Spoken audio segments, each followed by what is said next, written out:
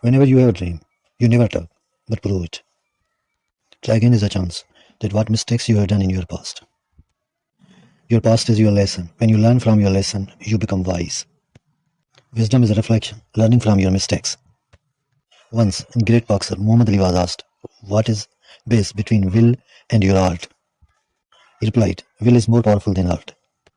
During the fight, when I fall down, my art is fail. But again, when I think that I have to stand, my will always helps me. If you have hope, you have will. If you have will, you have power. Whenever you think that you are fail, never give up, but try again. When you give up, you are merciful, but when you rise again, you are successful. Now it's up to you to live your entire life like a loser or a winner. Difference between loser and winner is that loser always gives up and winner always try again. Always motivate yourself that just one step more, you can win.